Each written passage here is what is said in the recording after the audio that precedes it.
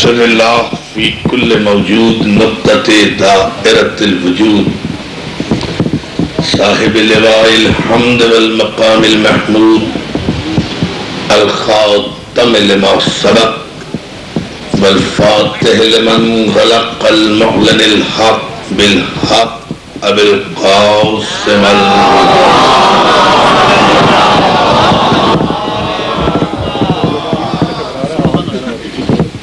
وآلہ الطیبین الطاہرین المعصومین المنتجبین المظلومین ولعنۃ اللہ علی اعدائہم اجمعین من یومنا ھذا الی یوم الدین اما بعد فقد قال حق سبحانہ وتعالی هو الذی ارسل رسولہ بالہدی ودین الحق لِيُظْهِرَهُ عَلَى الدِّينِ كُلِّهِ وَلَوْ كَرِهَ الْمُشْرِكُونَ صلاة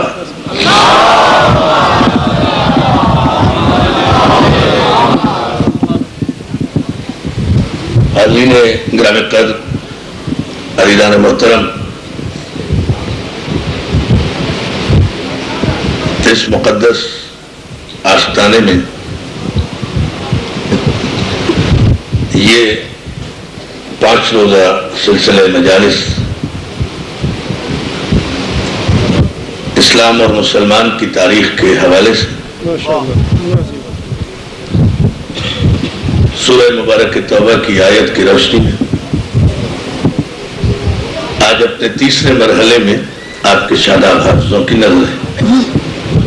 میں آپ کا شکر گزار ہوں اور آپ کی محبتوں کا مقروض کہ ماشاءاللہ آپ انتہائی پابندی وقت کے ساتھ زحمت تشریف آوری فرما رہے ہیں، اور میری کوشش ہے کہ جس طرح آپ پابندی وقت سے حاضری دے رہے ہیں مولا کی مجالس میں، میں بھی ان آنے والی 3 مجالس میں حق خدمت ادا کر سکوں۔ آپ کی توجہات اور آپ کا علمی ذوق اس عنوان کے تحت جو ایک خاصا منفرد سا عنوان ہے، اور جس میں میرے پڑھے لکھے نوجوان خاص طور سے خصوصی دلچسپی لے رہے ہیں، استفسارات بھی کر رہے ہیں، اور نوجوانوں کا ہم سے رابطہ رکھنا اور مجلس کے بعد استفسارات اس امر کی دلیل ہے کہ ہم اپنی نوجوان نسل کے مستقبل سے مایوس نہیں ہیں، اس لیے کہ کچھ جاننے کچھ سیکھنے کا جذبہ اور کچھ حاصل کرنے کا جذبہ ان مجالس حسین کی یونیورسٹی سے میسر آتا ہے۔ میں نے پہلی مجلس میں عرض کیا تھا کہ یہ وہ دانشکدہ ہے کہ جہاں رزق علم کی اتنی خیرات بڑھتی ہے کہ اگر اعلیٰ ظرف سننے والا ہو تو اسے شکوہ کوتاہی دامہ ہو جاتا ہے۔ اور عزیزان محترم، میں نے گزشتہ شب کی مجلس میں آپ کی خدمت میں عرض کیا تھا کہ میرا خطاب اپنے بزرگوں سے نہیں ہوتا، سارے اہل علم اور میرے دعاگو بزرگ یہاں بیٹھے تشریف لاتے ہیں، ان سے تو میں دعائیں لینے کے لیے گفتگو کرتا ہوں، زیادہ تر باتیں میں کرتا ہوں اپنے نوجوان دوستوں سے، اس لیے کہ ہمارے نوجوانوں کو تاریخ کے جس اندھیر میں رکھا جا رہا ہے، اور تمام شیعہ سنی نوجوانوں، تمام مسلمان نوجوانوں کو ایک طرف 21ویں صدی میں داخل ہونے کی باتیں ہو رہی، اور دوسری طرف پہلی صدی ہجری کا قبلہ تاریخ مسلمان بھی درست نہیں ہے۔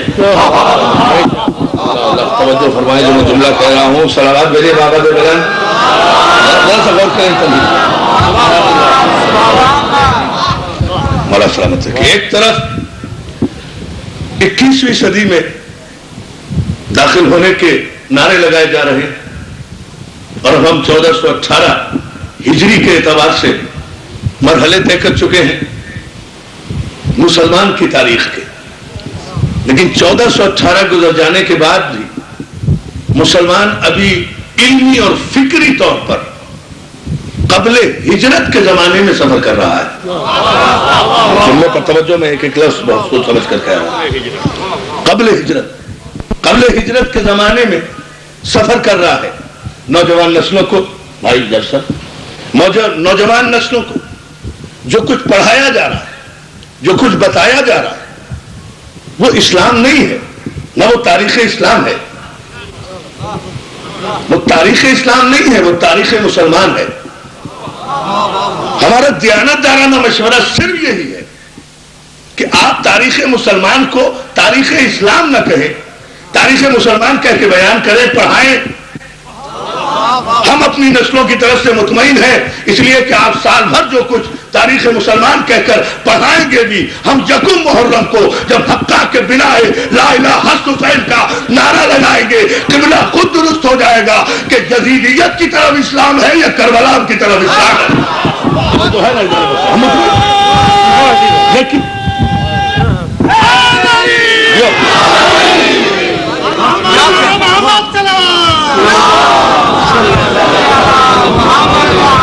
دیکھیں، تاریخ کو جن خطوط پہ مرتب کیا جا رہا ہے، تاریخ کو جو دھارا دیا جا رہا ہے، تاریخ کو جو اسلوب دیا جا رہا ہے، تاریخ کو جو عنوان دیا جا رہا ہے، اس کا کوئی تعلق نہیں ہے تاریخ اسلام سے. اور میں نے پہلی مجلس سے عرض کیا تھا کہ آپ تاریخ مسلمان کب سے لکھنا شروع کریں گے؟ جب سے آپ مسلمان ہوئے. تو آپ اسلام سے پہلے تو مسلمان نہیں ہوئے نا. آپ اسلام سے پہلے تو مسلمان نہیں ہوئے. جو بھی مسلمان ہوا اسلام کے بعد ہی ہوا نا، کم سے کم. میں مان رہا ہوں، میں تسلیم کر رہا ہوں، جو بھی مسلمان ہوا، پوری توجہ دوستوں، وہ اسلام آنے کے بعد مسلمان ہوا ہے. اسلام آنے سے پہلے مسلمان نہیں ہوا. تو بعد والے کو کس نے حق دے دیا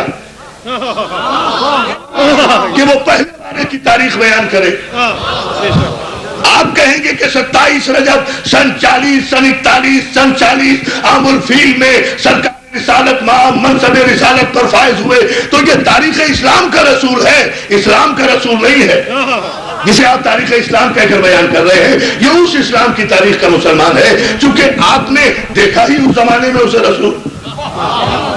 آپ نے اس زمانے، بڑی توجہ جانے محترم، آپ نے اس زمانے میں اسے رسول دیکھا. لیکن جب میں تاریخ اسلام کی بات کروں گا تو میں عام الفیل کے جغرافیے میں قید ہو کر بات نہیں کروں گا، میں رجب کے مہینے میں مقید ہو کر بات نہیں کروں گا. میں جب معصوم کے قول کی روشنی میں رسالت کا تعین کروں گا تو آپ ہیں. آپ کے باپ آدم کو بھی حق نہیں ہے کہ وہ تاریخ بعثت رسول طے کر سکے.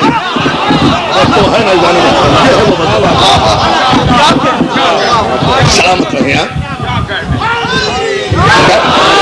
دیکھیے، آپ کہیں کہ سن 40 عام الفیل میں منصب نبوت پر فائز ہوئے، لیکن جو فائز ہوا ہے وہ یہ کہے گا کہ غلط کنت نبیا وآدم بین الماء والطین. میں تو اس وقت بھی نبی تھا جب آدم درمیان آب و گل تھے، جب مٹی اور پانی کے مرحلے آدم طے کر رہے تھے. اس وقت میں محمد پیدا نہیں ہوا تھا، اس وقت تو میں نبی تھا. اندازہ تو فرمائیے نا، اندازہ فرمائے ذرا سا بلند ہو کر سلام بھیجے بابا سے بلند.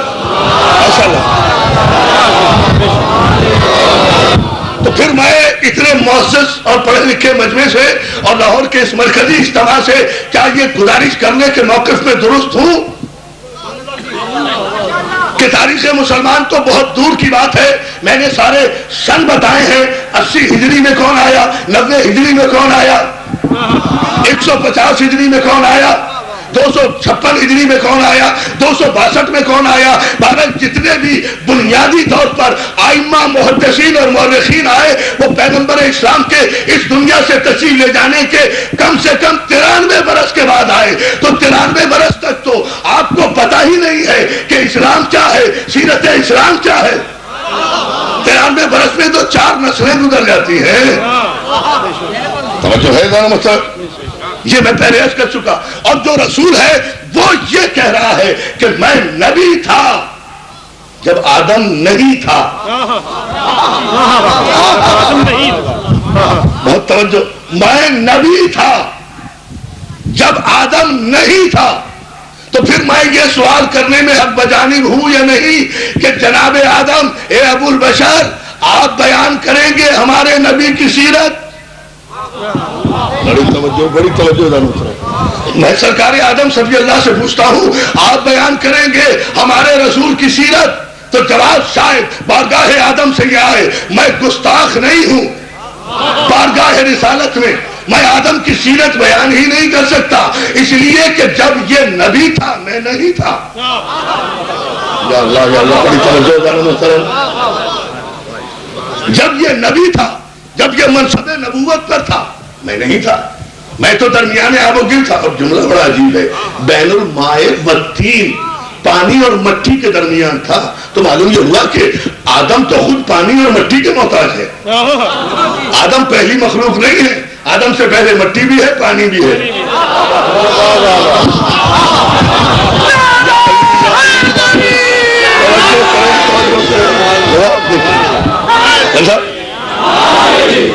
جو ہے آدم سے، مولا آپ کو سلامت رکھے، یہی معیار میں چاہتا ہوں، آدم سے پہلے مٹی بھی ہے پانی بھی ہے۔ 8 سے زیادہ مقامات پر قرآن مجید میں ہم نے آدم کو مٹی سے بنایا، مٹی سے بنایا، مٹی سے بنایا۔ وَإِذْ قَالَ رَبُّكَ لِلْمَلَائِكَةِ إِنِّي خَالِقٌ بَشَرٌ مِّن طِينٍ، ہم نے بشر بنایا تین سے، بشر بنایا مٹی سے۔ یا خدا کے لیے تاریخ مسلمان لکھنے والے میرے اس جملے کو خالی نہ جانے دیں، اب قرآن کہہ رہا ہے ہم نے بشر بنایا مٹی سے، بشر مٹی سے بشر بنایا۔ بڑا تاریخی فیصلہ دے رہا ہوں، ہم نے مٹی سے بشر بنایا، یعنی قرآن نے قانون مقرر کر دیا کہ جو مٹی سے بنے گا وہ بشر ہوگا۔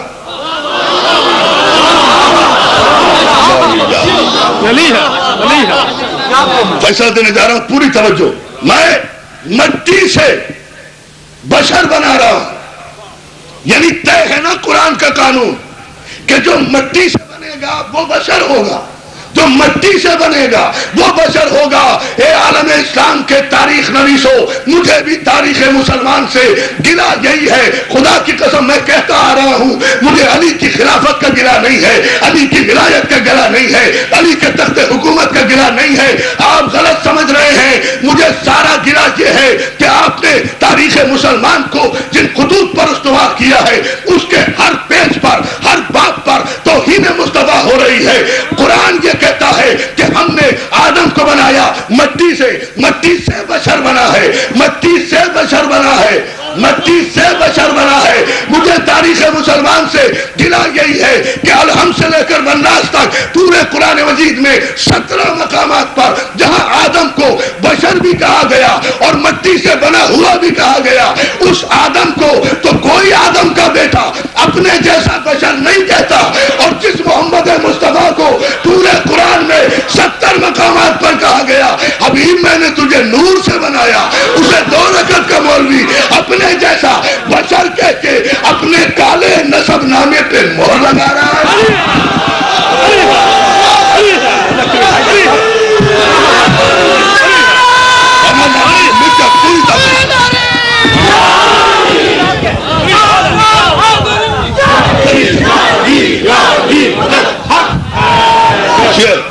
سلامت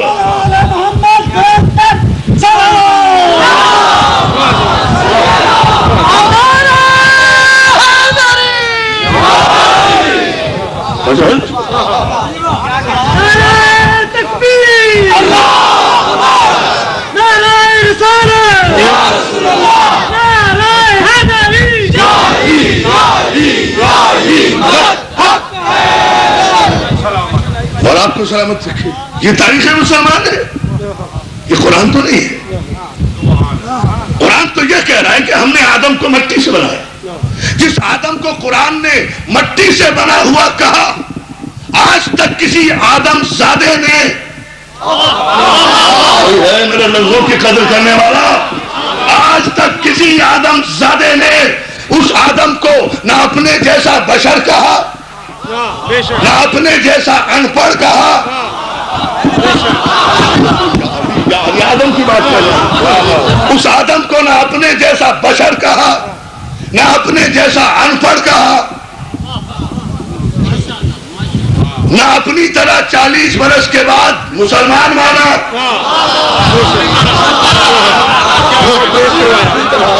میں بہت دور تک بات کر رہا ہوں سرکار، میں دعائیں چاہتا ہوں. نہ اپنی طرح 40 برس کے بعد مسلمان مانا. اور اگر کوئی محسوس کر رہا ہے ہماری گفتگو کے اس جملے کو تو نوٹ کر کے جائیں اس جملے کو خاص طور سے، اور پوچھیں اپنے اساتذہ سے جا کر کالجز اور یونیورسٹی میں کہ کس اندھیرے میں رکھا جا رہا ہے نسل مسلم کو. آج تک اس آدم کے لیے تاریخ مسلمان کے کسی موڑ پر بھی، کسی رخ پر بھی کسی مفتی کا اعتراض نہیں آیا کہ آدم کو فرشتوں نے سجدہ کیوں کیا. آدم کو فرشتے بھی سجدہ کر لیں تو فرشتوں کے پر نہیں چلتے. میں روضہ رسول پر جا کر یا رسول اللہ بھی کہوں تو کافر ہو جاؤں. یہ عجیب تاریخ ہے، عجیب معیار ہے آپ کا.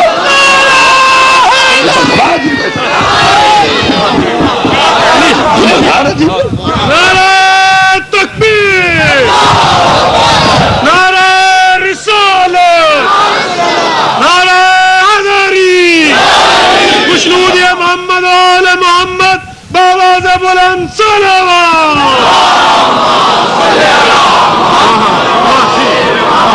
سب یہاں ہی حجت کریں گے، یہاں رائے پیش کریں گے، یہاں تفسیری مشرفیاں نکالیں گے. یہ وہ سجدہ نہیں تھا، وہ سجدہ تعظیمی تھا، وہ سجدہ احترام تھا. میں نے کب کہا کہ وہ سجدہ عبودیت تھا؟ یہ بتاؤ سجدہ تھا یا نہیں؟ سر جھکا تھا یا نہیں؟ میں نے کب کہا کہ یہ سجدہ عبودیت تھا؟ بتاؤ وہ سجدہ تھا یا نہیں؟ سر جھکا تھا یا نہیں؟ فرشتوں نے آدم اور مٹی کے سامنے سجدہ کیا تھا یا نہیں؟ بنتے رہو تم عالم الغیب جی، اس نیت سے کیا تھا. فرشتوں کی نیت تم جانتے ہو.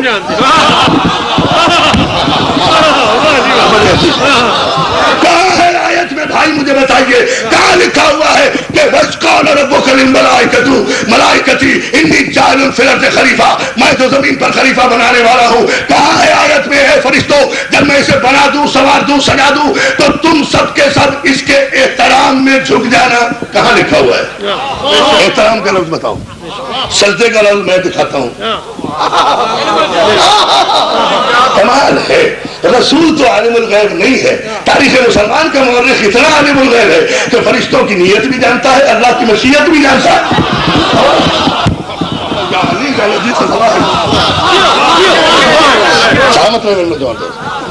مل کر پوری طاقت سے صلوات بھیجے محمد علیہ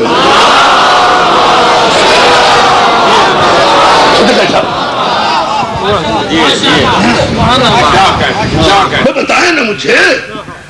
ڈیبیٹیبل پوائنٹ، آئیے گفتگو کیجئے، بات کیجئے نا.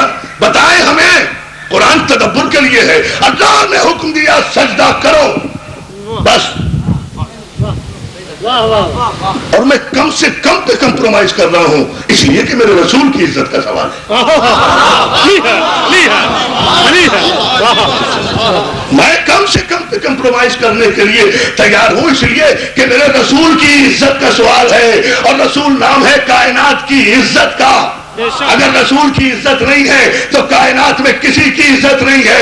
کوئی سرزمین عرب پر کوئی قبیلہ صاحب عزت نہیں تھا. میرے رسول کی جوتیوں کے صدقے میں سارے بے عزتوں کو عزتوں دا. کہاں سے یہ باتیں کر رہے ہیں؟ میرے سامنے یہ تعریف کیسے کرو؟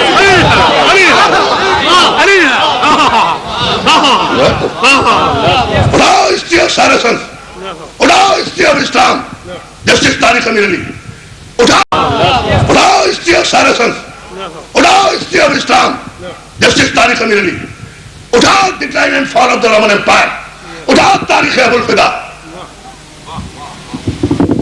اٹھاؤ اپنی ساری وہ کتابیں وہ جو جزیرہ نما عرب کے 47 عام الفیل سے لے کر پیغمبر کی 23 برس کی بے صدی زندگی پر محیط ہے. وہ ساری زندگیاں نکال کر دیکھو، اپنی تحریریں نکال کر دیکھو. اگر پورے عرب کے 365 قبیلوں میں ایک قبیلہ بھی بنی ہاشم کے علاوہ عزت دار نظر آ جائے میں مذہب تبدیل کر دوں گا.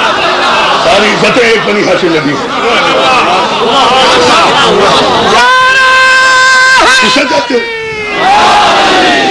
کتنے قبیلے تھے عرب میں؟ 300 سال. جتنے قبیلے اتنے بت. کعبے میں اتنے ہی بت تھے نا, 360 بت تھے نا, تو 360 قبیلے تھے. یہ 360 قبیلوں میں کوئی عزت دار قبیلہ نہیں تھا. ان کا کام کیا تھا؟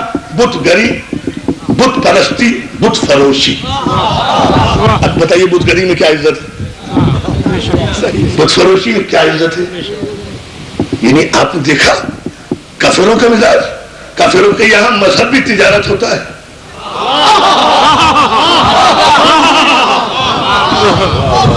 بت فروشی کے لیے بت گری کرتے تھے.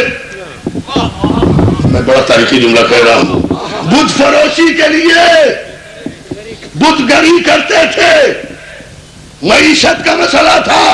تو میرے نوجوان دوستوں, میں تاریخ کا جس نکال کر آج آپ کے شاداب حافظوں کی نظر کر رہا ہوں, بت فروشی کے لیے بت گری کی جاتی تھی. تو آپ کیوں پریشان ہوتے ہیں؟ علی دشمنوں کی بغاوت سے, علی سے دشمنی نہیں کریں گے لوگ تو دوستی کریں گے. علی نے ان کی معیشت پہ ضرب ماری ہے. معیشت کی روٹیاں روک دیا. ویری کلیئر نا, بالکل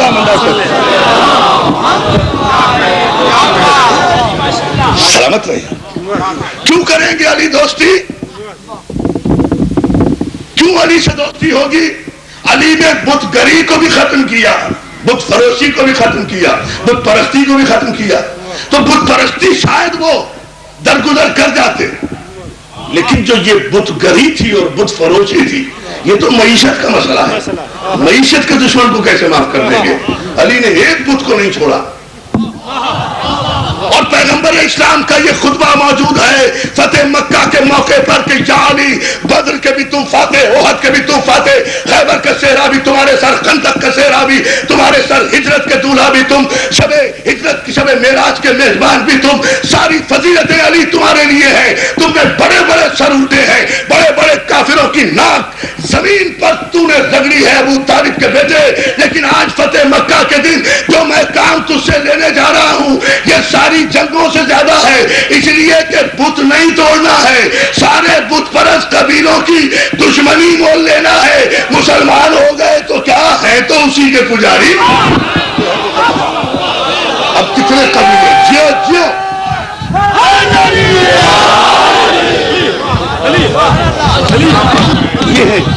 یہ دو نوجوان نسل کو پیغام. کیا نظریہ جناب, کیا صلوات مجھے محمد علیہ.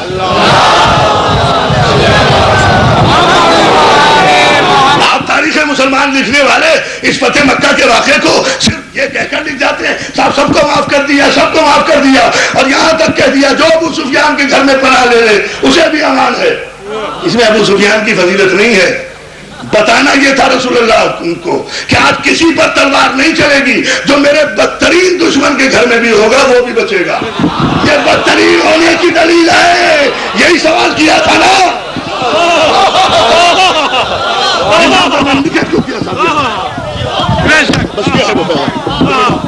برے سے برے کے یہ نوجوان دوستوں کو کنفیوژن تھا. سب یہ کیا کہا حضور نے, اس کے گھر کو جائے امان قرار دیا, گھر کو نہیں اس کے کردار کو دکھایا ہے.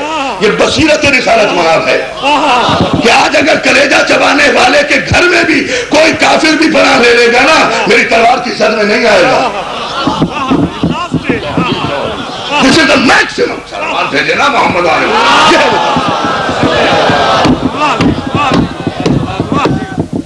تاریخ مسلمان کو کس رخ پہ ڈال رہے ہیں, کہاں لے جا رہے ہیں تاریخ, کیا دے رہے ہیں نوجوان نسل. یہ فتح مکہ کے موقع پر جو دوشی احمد پر بلند ہو کر ابو طالب کا بیٹا, میں فتح مکہ کے واقعات اور بدشگنی کی تفصیلات نہیں پڑھ رہا, ایک جملہ مجھے اس کرنا ہے.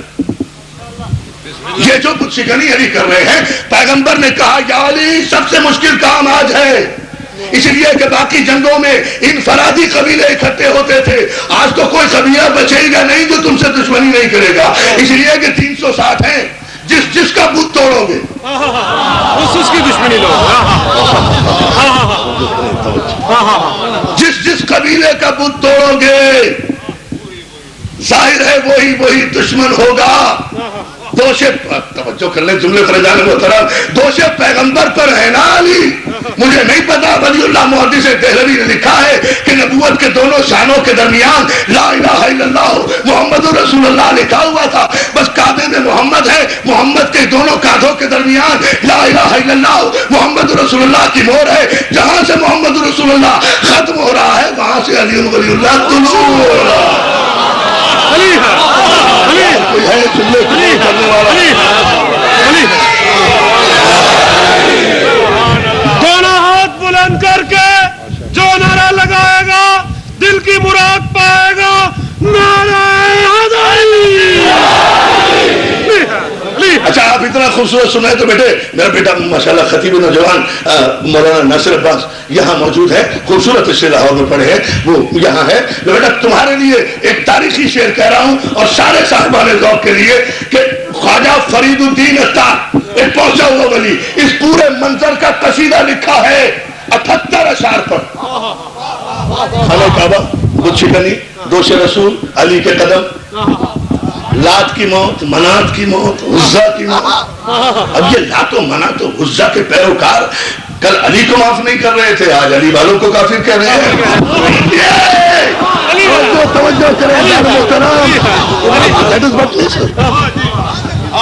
یہ 78 اشعار کا قصیدہ ہے, میں سارا نہیں سنا سکتا مگر جو اس میں خوبصورت ترین شعر ہے, جو فوٹوگرافی کی ہے میرا بیٹا, ویڈیو کی ساری صلاحیتیں استعمال کر کے بھی اتنا خوبصورت فوٹو نہیں لے سکتے جو خواجہ فرید الدین عطار نے ایک شعر میں محمد اور علی کو کہنے صاحب دکھایا ہے, اور بڑے عجیب منظر سے دکھایا ہے کہ محمد کے کاندھے پر علی کیسے ہیں, شد بدوش احمدن رشک ملک. نہیں اب آپ کو سمجھنا ہے صاحب, اس میں میں کوئی خطابت نہیں ڈالوں گا, ڈال ہی نہیں سکتا. یہ تو آپ کو اپنا معیار سماعت اور ذوق آسمانوں پہ لے جانا ہے, نجف کی دہلیز تک آپ کا نعرہ جانا چاہیے. دوسرا مصرع سن کر خواجہ فرید الدین عطار کہتے ہیں شد بدوش احمدن رشک ملک چوں دعائے مستجابن برفلک. محمد مصطفیٰ کے کاندھے پر وہ رشک ملک علی اس طرح آیا جیسے قبول ہوتی ہوئی دعا آسمان پہ جاتی ہے.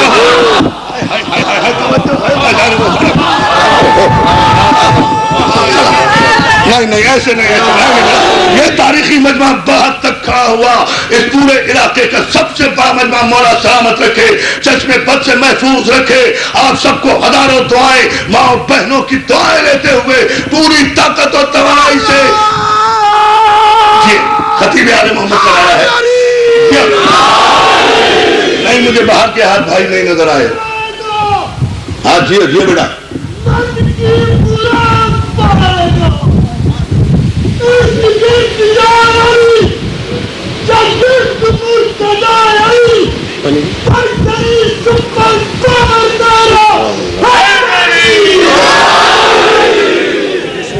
سلامت رہے آپ. مولا اتنی بڑے صلوات بھی بھیجتے ہیں بابا جی بہن. خدا کی قسم اس خوبصورت مصرے کو میں تو ساری رات پڑھتا رہوں. شد بدوش احمدن رشک ملک. رشک ملک, علی تو رشک ملک ہے, اور جو علی کا نبی ہے وہ مولوی جیسا ہے. کمال ہے یہ تاریخ مسلمان. بدتمیز تاریخ, جاہلوں کی تاریخ, بے وقوفوں کی تاریخ, احمقوں کی, گدھوں کی تاریخ. یہ تاریخ ہے. بھائی جان بھائی آپ کل کہاں تھے آپ؟ کراچی سے آگے بھی کلام نہیں ہے, یہ کوئی بات ہے. اسی چلے صلوات بھیجے محمد علیہ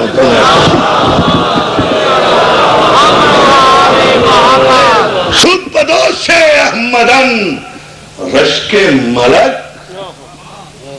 چو دعائے مستجابن برفلک. علی دوش پیغمبر پہ ایسے آیا ہے جیسے قبول ہوتی ہوئی دعا آسمان پر. کیا خوبصورت انداز ہے.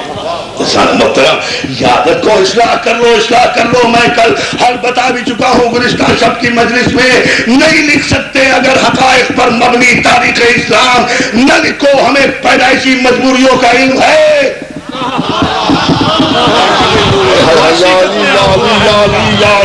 ہمیں علم ہے پیدائشی مجبوریوں کا، اندھیرے کبھی اجالوں کے تذکرے پسند نہیں کرتے. ہم جانتے ہیں لیکن ہم نے تو حل بتایا ہے. اس سے زیادہ اور ہم کیا کہیں؟ کم از کم غیر مسلموں نے جو تاریخ اسلام رقم کی ہے، جس کا ایک حوالہ میں نے گزشتہ شب دیا تھا ایڈورڈ گبن کی کتاب کا، نہیں لکھ سکتے، کم از کم ایڈورڈ گبن کی decline and fall of the Roman empire کا اردو ترجمہ کر کے اپنے کالجوں اور یونیورسٹیوں میں داخل کر دو، اس کا ٹرانسلیشن ہی کرا لو. تمہارے پہ ذمہ داری بھی نہیں آئے گی، بھائی اس کا لکھا ہوا ہے، ہمیں وہی کافی. اس طرح کرتے اس میں کیا حرج ہے؟ حد توجہ، اس میں کیا نقصان ہے؟ بھائی اس نے اتنا ہی تو کہا ہے نا کہ پیغمبر نے اعلان رسالت کیا. کل میں سنا چکا آپ کو تفصیل.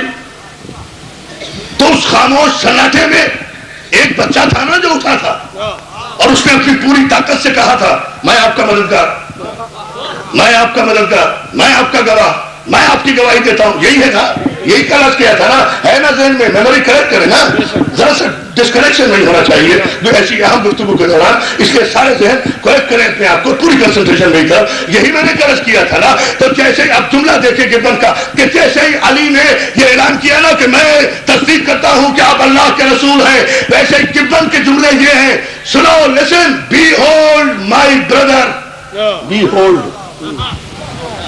اب انگریزی جاننے والے جانتے ہیں اس کے معنی.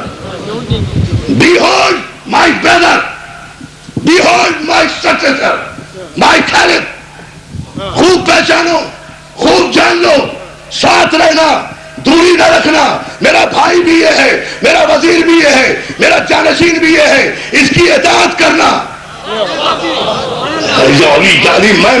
میں تاریخ مسلمان کے مورخ سے پوچھنا چاہ رہا ہوں، یا مجھے مطمئن کر دیں یا جو میں کہہ رہا ہوں اسے تسلیم کر کے مجھے بتا دیں کہ اگر پیغمبر اسلام نے وَانْصِرْ عَشِيرَتَكَ الْأَقْرَبِينَ کی آیت کے نزول کے بعد دعوت ذو العشیرہ میں علی کے لیے کوئی اہم ترین اعلان نہیں کیا تھا، تو ابو جہل کا یہ جملہ تو آپ کی تاریخ مسلمان میں بھی موجود ہے نا کہ لو ابو طالب اب تک تو بھتیجے کی اطاعت کرتے تھے، اب بیٹے کی بھی اطاعت کرنا.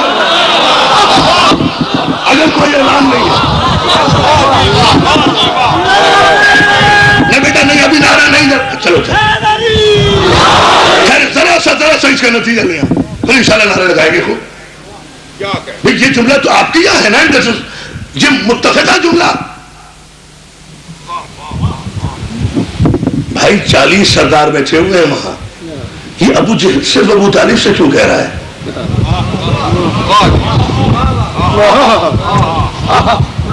سرسری نے اللہ کرے تاریخ سے، یہ ابو جہل ابو طالب سے کیوں کہہ رہا ہے؟ اور کہہ رہا ہے کہ اب تک تو بھتیجے کی اطاعت کرتے تھے.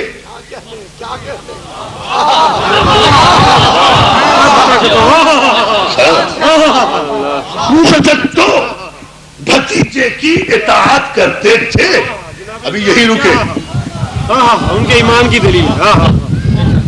ابو جہل کہہ رہا ہے زبان کفر پہ حق جاری ہے. اب تک تو کے لیے غور کر لیں، مجھے دوسرا جملہ نہ کہنے دیں. اب تک تو بھتیجے کی اطاعت کرتے تھے، یعنی اعلان کیا نا ابو جہل نے کہ دعوت ذو العشیرہ کے دن تک ابو طالب بھتیجے کی اطاعت کرتے تھے.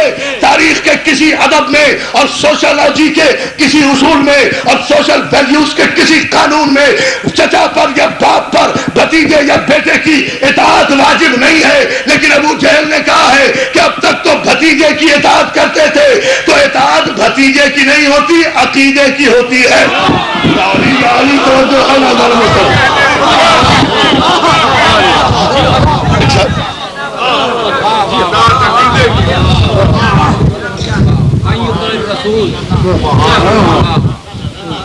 اب تک تو بھتیجے کی اطاعت ابھی اطاعت کی کوئی آیت نہیں آئی ہے.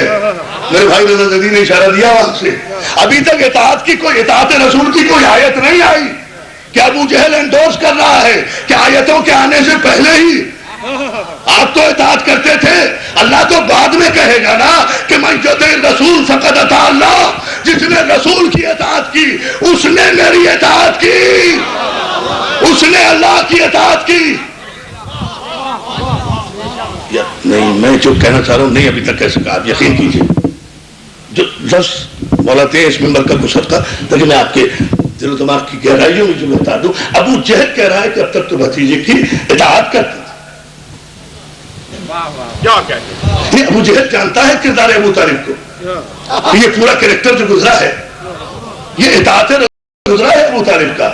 تو تاریخ مسلمان کے مورخ اپنی فکر کو کم از کم فکر ابو جہل سے تو برابر کر لو۔ نہیں کہہ سکتا، نہیں کہہ سکتا۔ آخری آدمی تک دونوں ہاتھ بلند کر کے نعرہ حیدری۔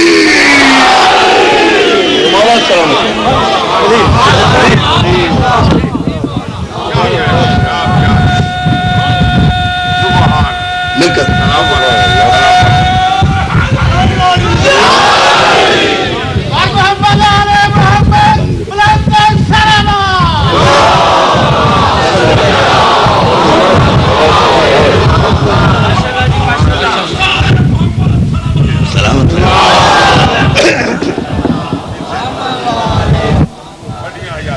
اور آپ کو سلامت کے بہت خوبصورت بیان کر رہے ہیں آپ، اور یہ سلسلے رکا نہیں کرتے۔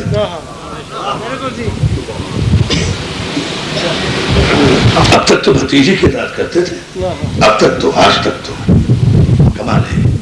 تاریخ مسلمان کا مورخ کم از کم اپنی فکر کو 1418 ہجری میں فکر ابو جہل کے برابر تو لائے۔ اس کے بعد کہیں پھر فکر علم شروع ہوگی، فکر علم ارتقائی مرحلے طے کرے گی، تو پھر کہیں فکر سلمان آئے گی۔ فکر سلمان کی کوئی منزل پر خدا نہ خواستہ اگر پہنچ گیا، بہت بڑی منزل، غلط کرنا صاحب بہت بڑی منزل ہے، نہیں فکر سلمان پہ کون پہنچے گا بتائیں؟ 1,23,000 مسلمان ہیں رسول اللہ کے زمانے میں، فکر سلمان تک کوئی بھی نہیں پہنچا۔ کوئی پہنچتا تو مکے کا رہنے والا تھا، مدینے کے رہنے والے تھے، عرب کے رہنے والے تھے، کوئی بھی اگر فکر سلمان تک پہنچتا تو سلمان کے علاوہ کسی کے لیے تو پیغمبر کہتے ہیں سلمان ہوں منا لبیک، کسی کے لیے نہیں کہا، اکیلا ہے سلمان اس منزل میں۔ توجہ میں نے پہلی مجلس میں کچھ کیا تھا، آپ کے ذہن میں ہے سلمان اکیلا ہے اس منزل میں۔ ابھی ایمان کے 9 درجوں پر کوئی فائز نہیں ہوا 1400 برس میں، رسالت کے زمانے سمیت۔ The only one Salman. کیوں بھائی کیا کیا سلمان نے؟ نمازیں زیادہ پڑھ لی، تو روزے کچھ زیادہ رکھ لیے تھے، تو حج زیادہ کر لیے تھے۔ وہی جو مذہب رسالت میں سب بیٹھے تھے وہ بھی بیٹھے تھے، سب نے کرنا پڑا تھا، انہوں نے بھی کرنا پڑا تھا، سب نے ہجرت کی تھی، انہوں نے بھی ہجرت کی تھی۔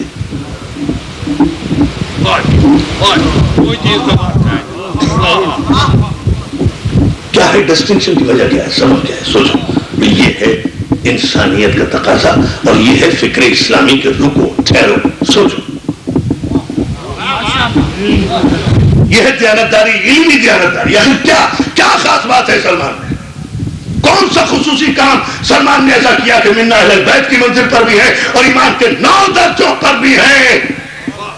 میں سب کے لیے اس نے ظن رکھتا ہوں، اس دور کے سارے مسلمانوں کے لیے، میں سب کے لیے کہتا ہوں، اس دور کا کوئی مسلمان تارک الصلاۃ نہیں تھا، سب نماز پڑھتے تھے، سب پیغمبر کے اقتداء میں نماز پڑھتے تھے۔ چھوٹی بھائی کلیئر ہے؟ اور اب مجھے کہنے کا جملہ، سارے نمازی تھے، سارے کلمہ پڑھنے والے تھے، سارے بزم رسالت میں بیٹھنے والے تھے، سارے ہجرت کرنے والے تھے، سارے چندہ دینے والے تھے، سارے مشورہ دینے والے تھے، جن کا مشورہ دینے والے تھے۔ مشورہ کے لیے سوچیں، 87 غزوات نبی ہوئی ہیں، غزوے ہوئے ہیں، 87 تاریخ میں، 23 برس میں جو غزوے کہلاتے ہیں، باقی سب سریے ہیں، سب مشوروں میں شامل تھے، سب مشورے دے رہے تھے۔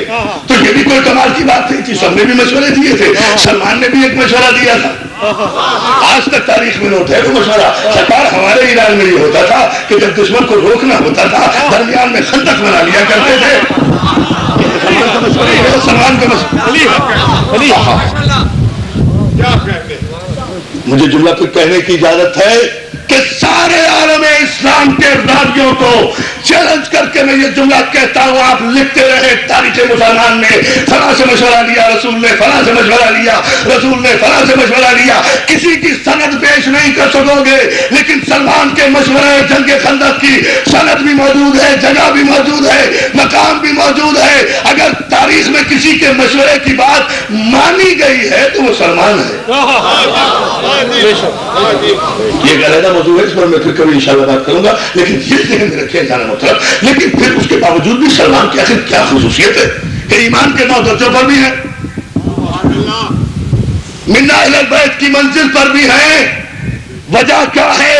اجداد محترم، جو جہاں بیٹھا ہے، میں ایک جملے میں وجہ بتا رہا ہوں، اور علماء کے سر پہ قرآن رکھ کے پوچھنا کہ اس صفت میں، اس فضیلت میں سلمان کا کوئی شریک نہیں ہے۔ سب نمازیں پڑھتے تھے، سب کلمہ پڑھتے تھے، سب روزہ رکھتے تھے، سب اچھے تھے، سب نیک تھے، سب کو نیک مانتا ہوں، لیکن سلمان ان سب سے بلند ہو کر منیت کی منزل پر اس لیے آئے، ایمان کے 9 درجوں پر اس لیے آئے کہ سلمان کے علاوہ پورے عرب میں، پورے مکے میں، پورے مدینے میں کوئی مسلمان ایسا نہیں تھا جو اپنی داڑھی سے در بطول پر جھاڑو دیتا ہو۔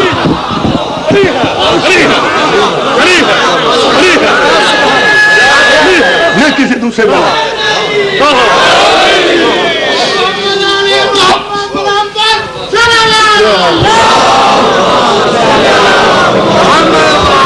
عظمت سید قمر معذرت چاہتا ہوں، جذبات کی بڑی عجیب منزل آ گئی، لیکن مجھے بھی مسائل تک جانا نہیں ہے، چند باتیں عورت کرنے سارا بات بھیجیں بابا نے بلند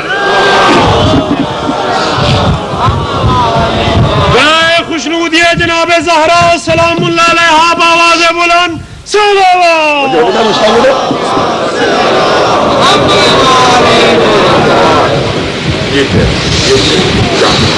کوئی ایک نام پیش کرے تاریخ مسلمان کہ سلمان کے علاوہ بھی کسی کی داڑھی نے در بطول پر جھاڑو دی، دی اونلی ون۔ کعبے کے دروازے پر جا کر بھی، آج بڑے سے بڑا، چھوڑے حاجی کی بات نہیں کرتا، امام کعبہ نے بھی آج تک کعبے پر اپنی داڑھی سے جھاڑو نہیں دی ہوگی، لیکن دلیل وہ تھی جس کا کوئی توڑ نہ ہو۔ ہاتھو برہانکم ان کنتم صادقین، اگر اپنے دعوے میں سچے ہو تو پھر دلیل بھی لے کر آؤ۔ یہ قرآن کا مزاج، ایک نام کوئی پیش کرے، لیکن یہ صرف سلمان ہے، 350 برس کا سلمان داڑھی سے جھاڑو دے رہا ہے، بس یہ ہے فضیلت۔ اب کرو عبادت کا پیمانہ مقرر، اب کرو تقرب الہی کا پیمانہ مقرر، اب کرو قربت الہی کی میزان کا تعین۔ کہ ایک صحابی نے پوچھا، سلمان تمہاری اتنی ضعیف العمری ہے، اتنی طویل عمر ہو گئی ہے، ساری عمر ہو گئی ہے، تمہیں خدمت خاندان رسالت کرتے ہوئے اپنے لیے کم از کم ایک جھونپڑا بنوا لیتے، ایک کٹیا بنوا لیتے، ایک مکان تو رہنے کے لیے بنا لو۔ دوستو آسمانوں تک جا کر سلمان کو عقیدت کا خراج پیش کرنا ہے، سلمان کوئی جھونپڑی بنوا لو، کوئی کٹیا تو بنوا لو، اپنے لیے رہنے کے لیے کوئی جگہ تو رکھ لو۔ سلمان بے ساختہ بطور کی جوہری کو بوسہ دے کر کہتے ہیں کرنا ہے، سلمان کوئی جھوپڑی بنوا لو، کوئی کٹیا تو بنوا لو، اپنے لیے رہنے کے لیے کوئی جگہ تو رکھ لو۔ سلمان بے ساختہ بطور کی جوہری کو بوسہ دے کر کہتے ہیں کہ مجھے کیا ضرورت ہے گھر بنوانے کی، گھر بنوایا جاتا ہے آرام کے لیے، آرام وہ کرتا ہے جس کے پاس کوئی وقت ہو، میرے پاس کوئی وقت نہیں ہے، صبح ہو جاتی ہے، توجہ، میرے پاس کوئی وقت ہی نہیں ہے آرام کرنے کا، میرا دن گزر جاتا ہے محمد اور علی کے چہرے کی تلاوت کرتے ہوئے، رات گزر جاتی ہے بطول کی دہلیز پہ جھاڑو دیتے ہوئے، گھر کس لیے بنا؟ یہ ہے میں یہ جناب سلمان کے رس سے